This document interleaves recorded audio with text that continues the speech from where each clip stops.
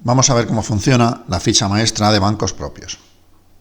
Para ello podemos acceder a través de Maestros, Cuentas, Bancos propios.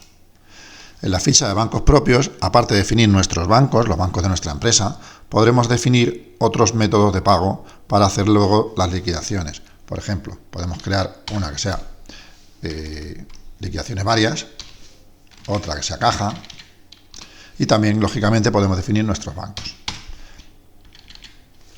Cuando definimos un banco, lo primero que se nos pide son los 20 dígitos del número de cuenta.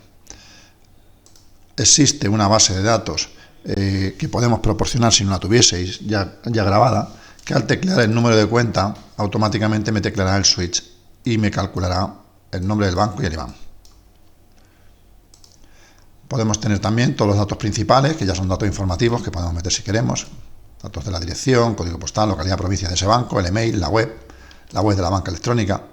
Podemos también poner una descripción para las liquidaciones por defecto.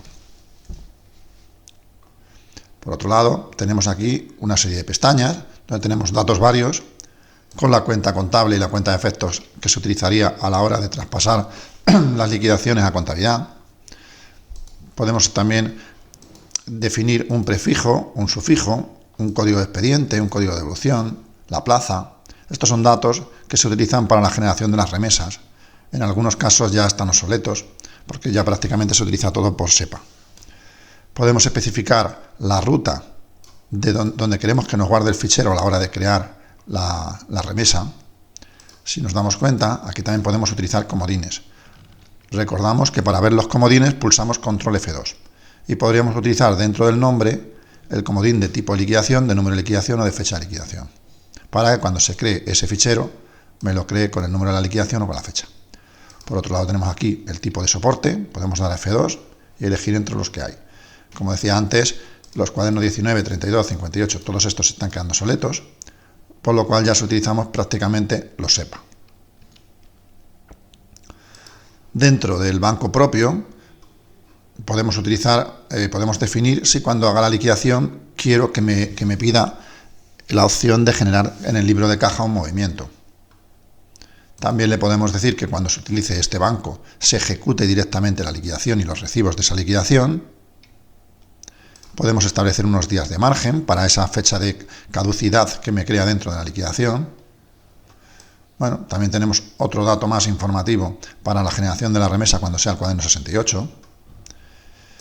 Podemos especificar si queremos que nos muestre la ficha de la liquidación una vez utilizado este banco o no.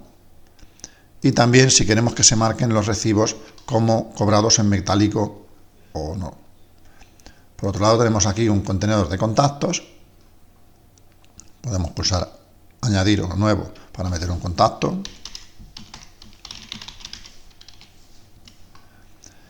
Y también tenemos otra opción que nos posibilita meter datos diferentes para distintas remesas, datos diferentes de empresa. Es decir, cuando yo genero una remesa, por defecto se utilizan los datos fiscales que tenemos definidos en el apartado administrador mantenimiento de empresa,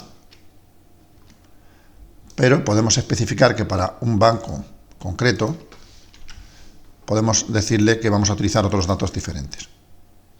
Por último, tenemos la opción de añadir también documentos a esta ficha. Para ello, lo único que tenemos que hacer es arrastrar el documento al botón de archivo asociado, me pide la categoría si tenemos categorías creadas y ya me lo deja aquí metido. Y eso sería la ficha de bancos propios.